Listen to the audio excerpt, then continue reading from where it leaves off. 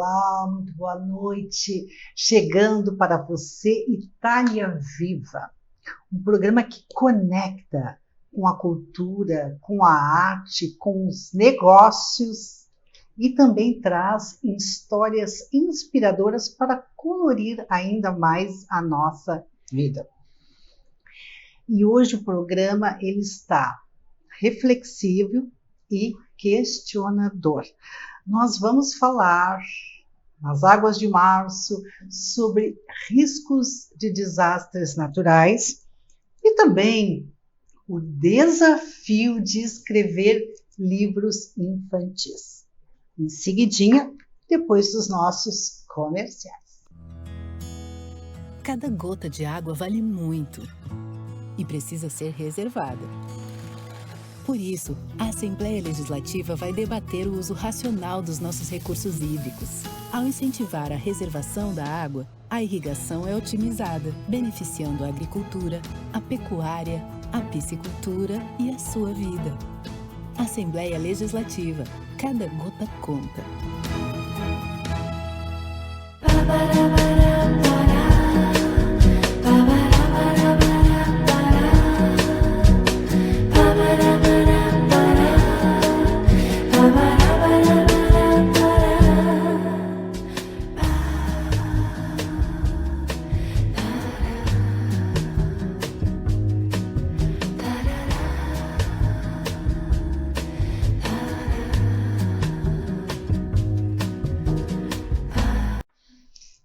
Contando com a presença ilustre do vice-presidente da Sociedade Italiana do Rio Grande do Sul, a que realiza este programa, que faz com que ele chegue até a sua residência.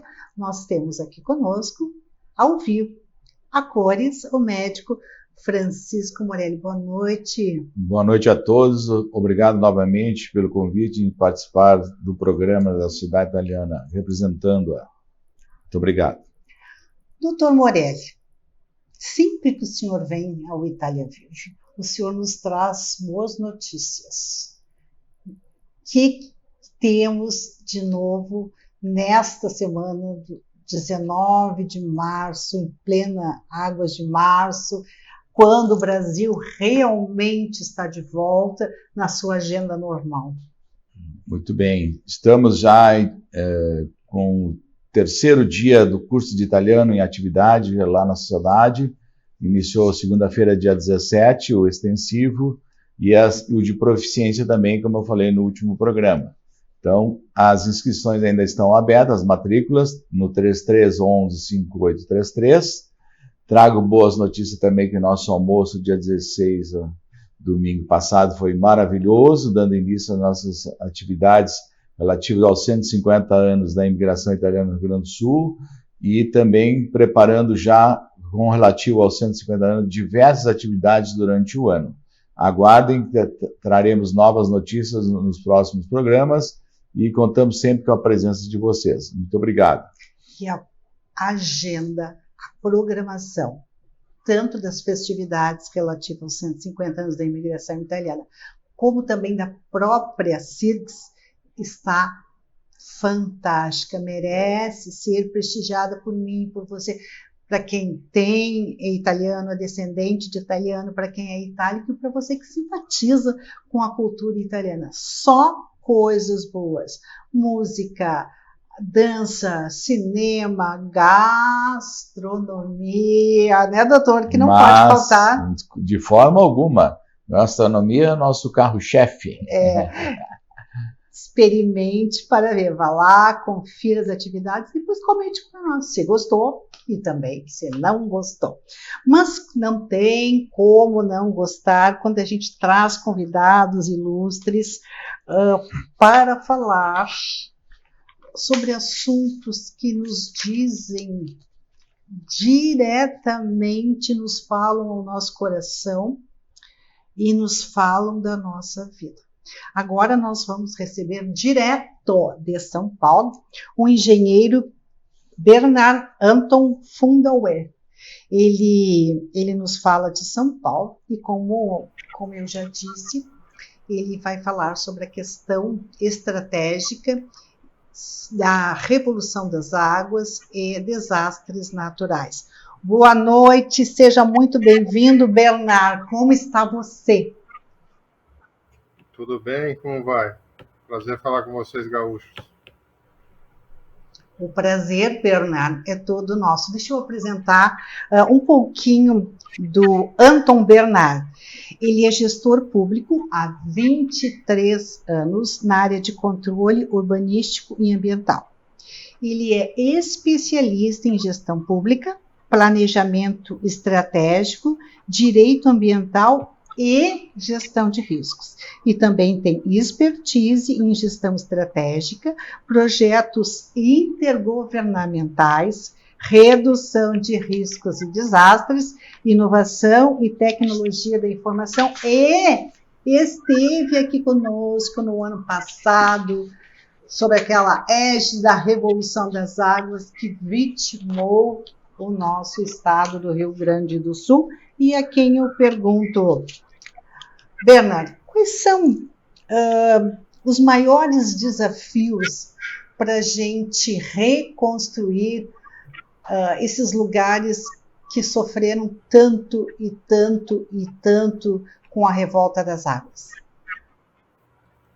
Olha, esta pergunta é difícil de responder em curto tempo, mas vou ser sucinto. A gente tem que reconstruir com resiliência, que é a palavra que está na moda hoje, só que só está no discurso e a gente precisa colocar ela em prática. Então, não adianta reconstruir do jeito que era antes desse desastre. Esse é o maior desastre do Brasil, da história. Tá? Eu fiquei 20 dias aí no Rio Grande do Sul, não só na capital em Porto Alegre, mas na região serrana, na região dos vales, e foi muita coisa destruída em questão de infraestrutura e habitação e urbanismo, né? Então tem muita coisa para reconstruir, fora o impacto psicossocial que aconteceu em toda a população, né? Doutor Morelli, o senhor como médico, que pergunta quer fazer ao Bernard? Vamos lá, Bernardo. Seja bem-vindo ao nosso programa, Bernardo. A nossa pergunta é: a recuperação econômica das áreas atingidas depende de investimento público? Olha, se a gente for falar, tem que dividir entre infraestrutura, que impacta diretamente na economia, e a própria economia em si, né? Então, você vai discutir. Tem muitas coisas que você consegue com investimento privado, certo? Com financiamento privado, mas muita coisa depende do poder público. Por exemplo, toda a região de pequena agricultura familiar dos colonos, de toda a Serra Gaúcha, dos Vales Gaúchos, não tem como fazer um empréstimo privado. Então você tem que ter um refinanciamento público. Isso aí está demorando para chegar no Rio Grande do Sul. A habitação popular de baixa renda, aconteceu em Matias Velho, Eldorado do Sul, Humaitá, Niterói, todas essas áreas que foram seriamente afetadas, tem muitas casas, eu trabalho com isso em São Paulo, em prevenção, né, habitacional, que estão condenadas. E as pessoas não têm como reconstruir elas ou reparar elas sem um financiamento público, não tem dinheiro, né? Teve um impacto de emprego muito grande, né? Então, nós vamos passar aí quase um ano, de 10 meses do desastre, e o Estado ainda não se recuperou totalmente, né? Os empregos não foram recuperados ainda, as empresas estão se recuperando, mas é demorado isso, né? Então, você tem que ter as duas coisas, o público e o privado, né? Quanto mais privado você tiver, conseguir viabilizar, mais rápido você recupera. Estivesse aqui, vivenciasse toda essa calamidade, do teu ponto de vista, quais seriam as principais fragilidades da defesa civil? Bom, aí fragilidades do sistema de defesa civil, a lista é grande, mas não é só no Rio Grande do Sul. Primeiro, a gente tem que ressaltar que esse é o maior desastre do país. Então, nenhuma defesa civil estaria preparada. Acho que nem na Europa, nos Estados Unidos, no Japão, né? Só que eu fui para o Rio Grande do Sul acompanhando 45 bombeiros voluntários. Eles ficaram 15 dias aí, eu fiquei um pouco mais de tempo. E eu fiquei no suporte e ajudando na questão de abrigos, na logística, de CDs logísticos humanitários e da logística de São Paulo, norte do Paraná e interior de São Paulo, para o Rio Grande do Sul, né, para os donativos chegarem na ponta final. Então, esse foi o grande gargalo que eu posso falar. Resgate teve uma mobilização de voluntários nunca antes vista na história, que salvou a deficiência que o poder público tem, que é todo amarrado o poder público, então é nessa hora que o voluntário realmente faz a diferença. Mas em questão de abrigos e de logística humanitária, o Estado não tinha capacidade para um desastre desse tamanho, de 600 mil desabrigados. Então, assim, eu fiz as contas de área de CD humanitário que foi utilizado, que demandou, da ordem de 150 mil metros quadrados de CD logístico. Então, assim, vocês praticamente não têm isso no Rio Grande do Sul, em toda a área de logística da Grande Porto Alegre. Você inclui Coca-Cola, Lebes, todo mundo. Por sinal, a Coca-Cola ficou embaixo d'água, né? E vários outros CD logísticos. E não puderam, Atacadão, ficou tudo embaixo d'água, o Ceasa ficou embaixo d'água. Então, nada disso pôde ser utilizado para o desastre, foi afetado pelo desastre. E isso é algo que você tem que se repensar também, que é uma fragilidade.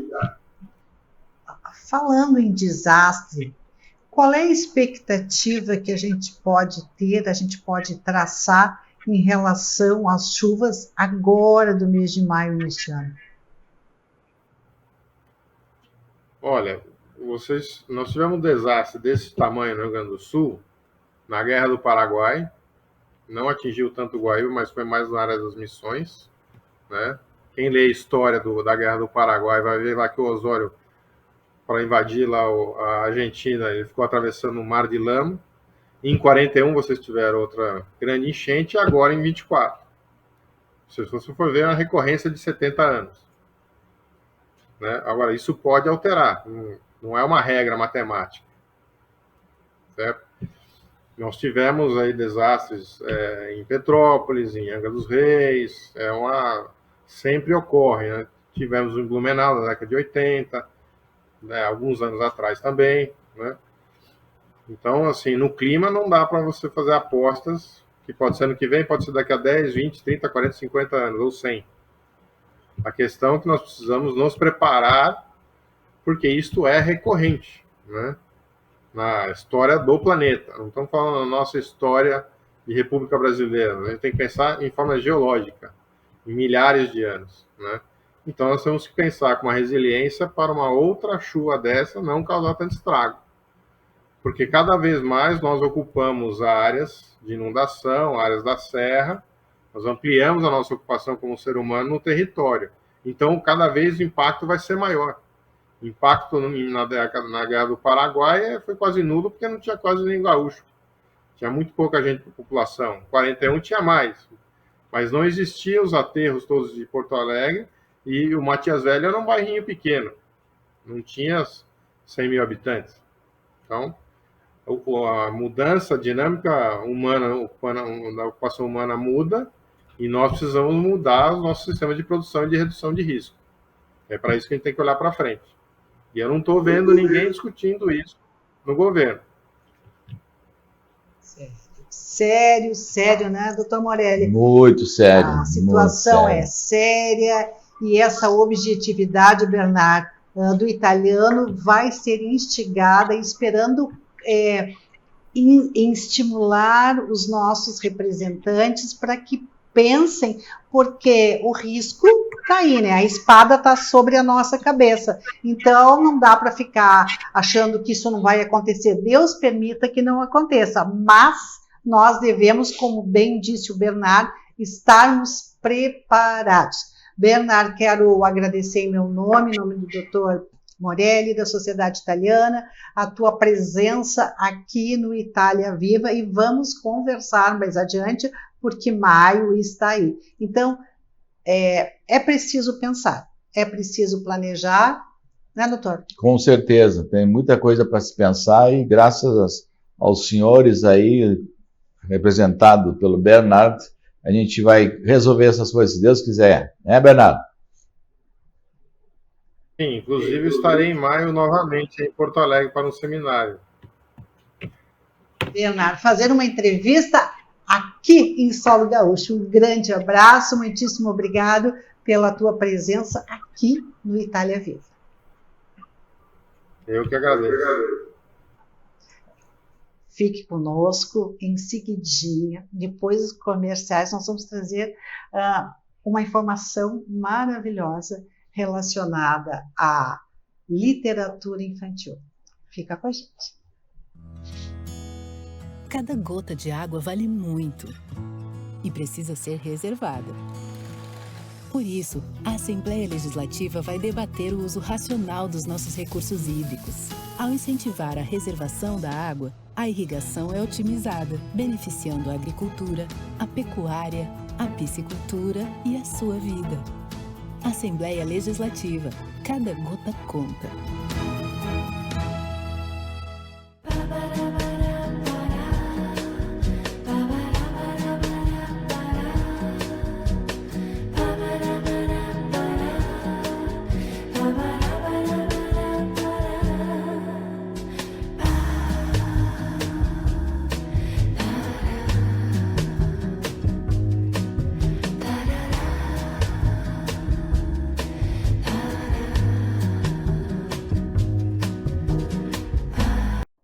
Itália Viva está de volta e agora nós vamos conversar com uma jornalista, com a escritora Isa Colli. Boa noite, Isa. Prazer imenso te receber aqui no Itália Viva. Boa noite, Cris. É um prazer enorme participar do programa. Obrigada pelo convite. Deixa eu apresentar, falar um pouquinho da Isa para vocês. A Isa é brasileira e está radicada na Bélgica, né, Isa? Sim, a Bélgica desde 2014. Ela é proprietária da editora Colli Books e também parceira do Instituto Ronald McDonald. Olha que interessante, na produção de livros para crianças portadoras de câncer infantil. Isa, conta para nós como aconteceu essa tua paixão pelos livros infantis. Cris, a minha mãe, ela me apresentou as histórias muito cedo, né? E claro que isso me conduziu à literatura. Primeiro, como uma leitora voraz e depois, né, como escritora. Eu também era muito tímida quando criança e eu tinha poucos amigos. Então eu escrevia, né? Sentia-me livre com o lápis e o meu diário. E até hoje eu sou assim, né? Viciada em escrever. E a Colli Books, né? E a Colli Books nasceu desse meu desejo, né? De levar meus livros aos leitores.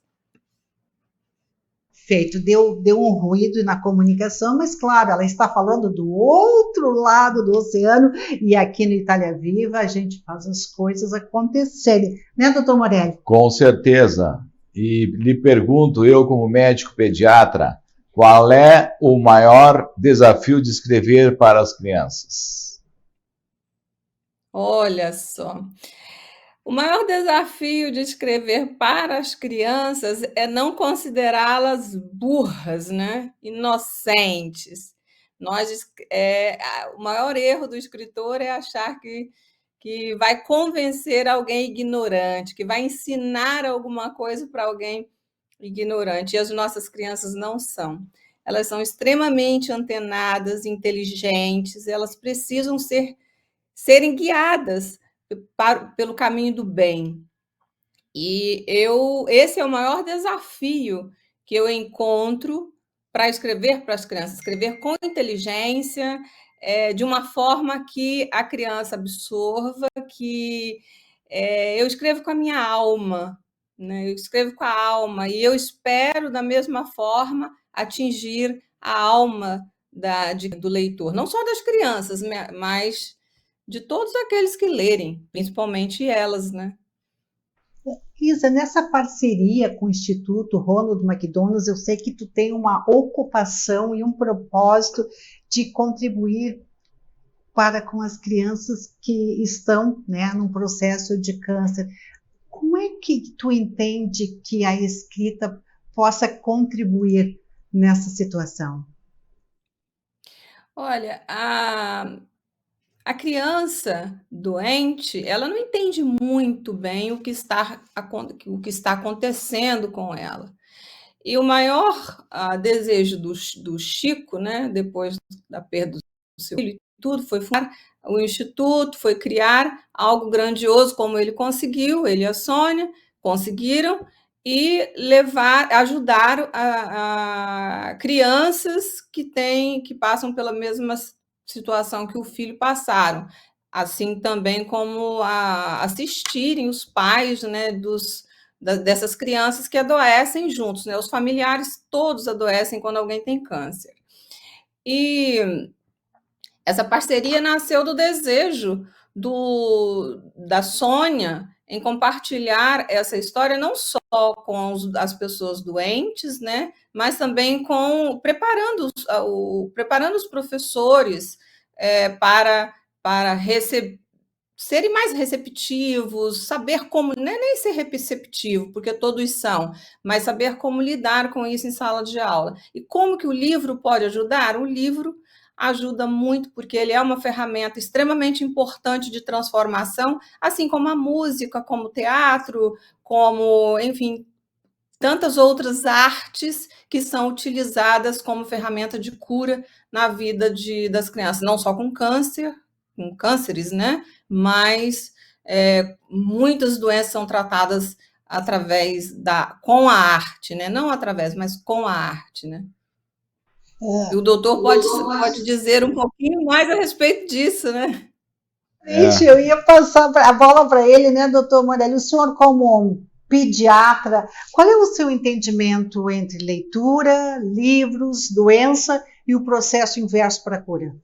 Olha, eu acho cada vez mais interessante, porque com a inteligência das crianças, nesses 45 anos de formado que eu tenho, eu fui vendo que a inteligência, a capacidade intelectual das crianças é cada vez maior, e com isso a gente tem que ser bem mais objetivo, como a senhora tem sido nos seus livros, e com isso nós estamos conseguindo chegar lá, porque é impressionante a evolução nesses 45 aninhos que eu tive de criança. Antigamente a minha avó dizia, vinda da Itália, que as crianças ficavam de olho fechado uns 30 dias, não podia estar na luz, não podia na claridade, não sei o quê. Aí ela ainda teve a chance de dizer para mim, meu filho, as coisas mudaram. Hoje as crianças já nascem de olho aberto. Ou seja, com o computador, com a TV, com o celular, é impressionante a evolução. Isso é muito importante para a criança e muito importante para a nossa ciência e para os nossos escritores também, como a senhora. Parabéns. Obrigada, mas eu quero acrescentar só uma fala, a fala do mestre, que eu considero mestre, 45 anos de profissão, mestre, né?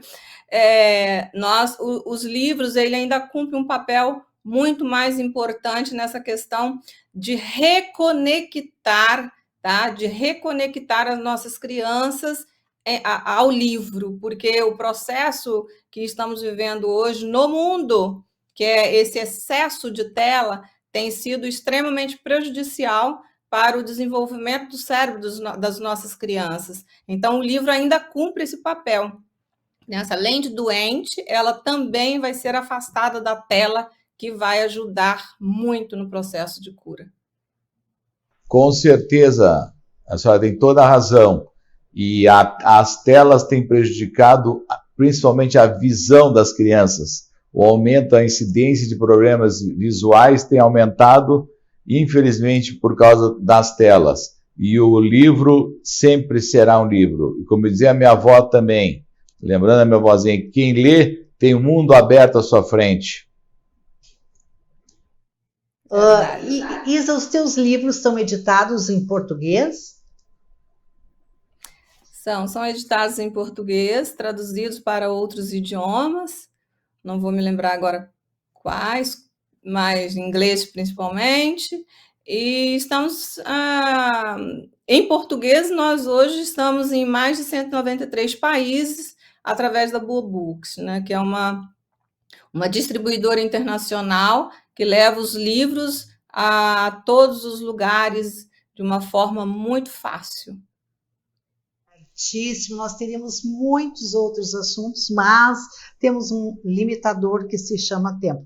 Quero, então, em nome da Sociedade Italiana, em meu nome, do Dr. Morelli, agradecer a tua presença, o abrir a tua agenda, que a gente sabe que é muito concorrida, para nos trazer este alento, porque sim, a leitura e a escrita são curativos. Um grande abraço, Isa. Muito obrigado por estar conosco, Dr. Morelli. O senhor aqui ao vivo e a cores. Muito obrigado de novo e parabéns pelo seu trabalho também, novamente. Parabéns. O Itália Viva. Muito obrigada pelo convite, muito obrigada. Prazer em conhecê-lo, doutor Morelli. A senhora, igualmente. O Itália Viva fica por aqui, desejando para você uma semana com a intensidade da Itália e até o nosso próximo Itália Viva.